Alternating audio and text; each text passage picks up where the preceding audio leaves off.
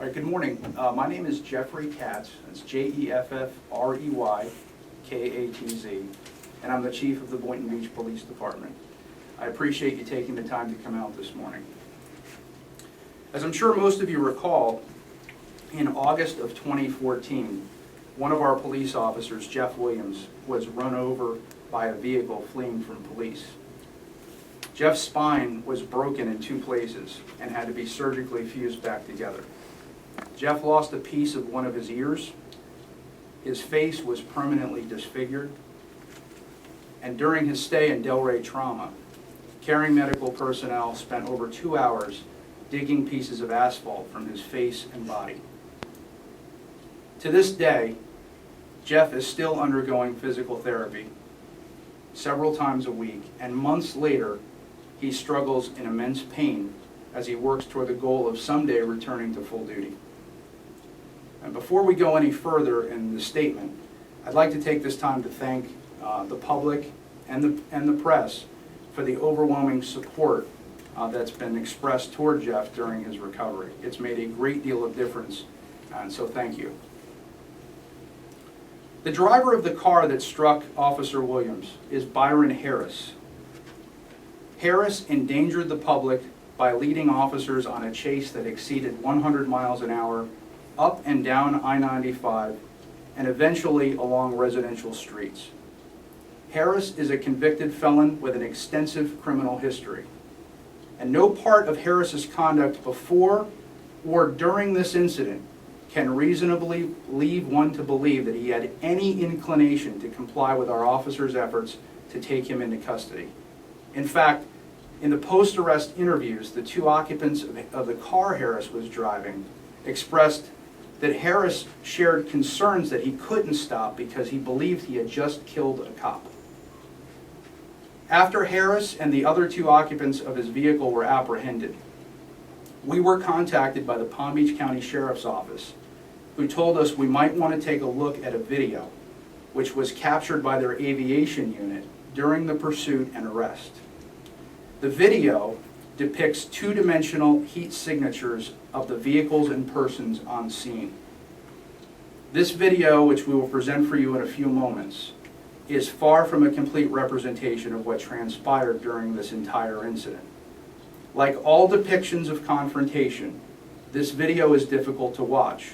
And again, because we are watching 2-dimensional heat signatures, we are left to draw subjective conclusions with regard to critical details of what transpired during this arrest. The process of determining if our officers' actions were justified lay in clearly distinguishing between what we know, what we can prove, and what we believe. We know our officers used force, and we know they reported this force before being made aware of the existence of this video. We believe that's important.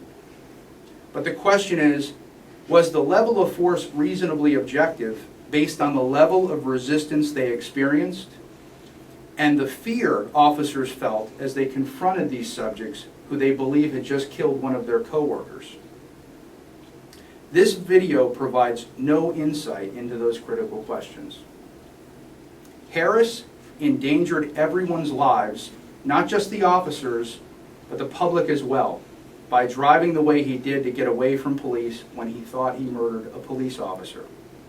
Police officers are lawfully justified to use force as appropriate, and these actions are authorized by Florida statutes and duly constrained by the United States Constitution. As a command staff, we have a responsibility to do our due diligence to ensure that when circumstances dictate and our officers need to resort to violence in order to control a chaotic situation such as this one, our agency standards are followed. These standards require that the application of force is lawful, appropriate, just, and reflective of the will of the community we serve. We must also validate what was written in our officers' incident reports with the video presented to us days later.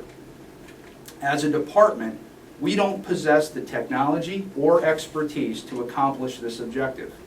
And as a result, last September, we reached out to the Palm Beach County State Attorney's Office and the Federal Bureau of Investigation and requested their assistance. That investigation is still ongoing, and it is our sincere hope that these agencies are able to help us decipher the encounter on the video. I'll now play the video for you.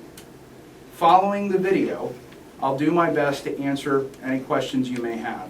Now, please understand that this is still an active investigation, so there may be some details that I'm unable to share, but I will do my very best. Okay?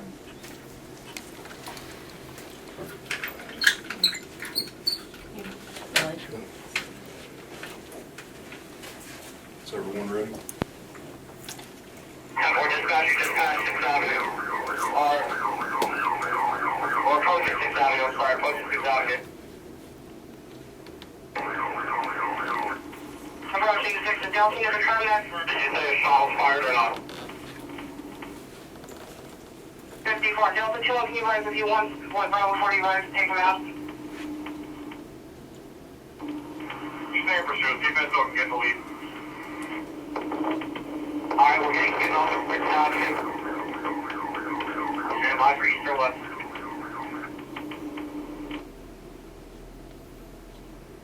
Exiting 6.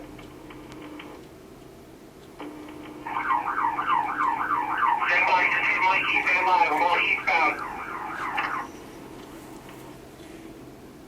Eastbound, 1593.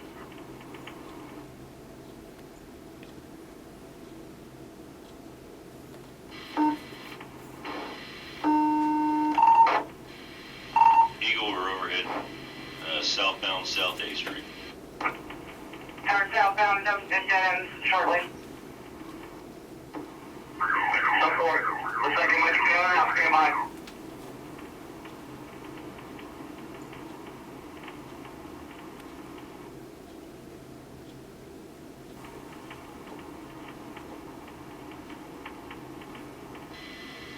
Watch your crossfire, guys.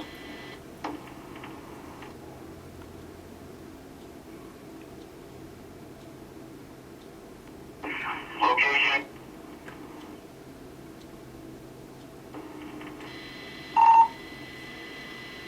Be South A Street and Elm Street. B Street, L Street.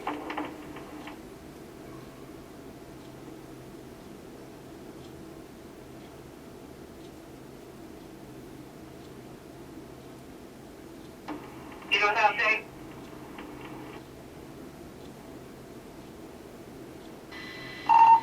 South A Street and Elm Street, 23-1.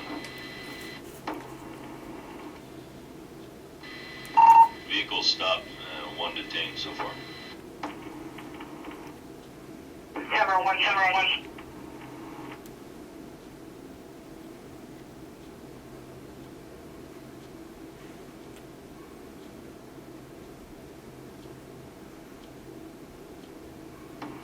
Boynton, the Eagle, just be advised, our radios are down, please give updates.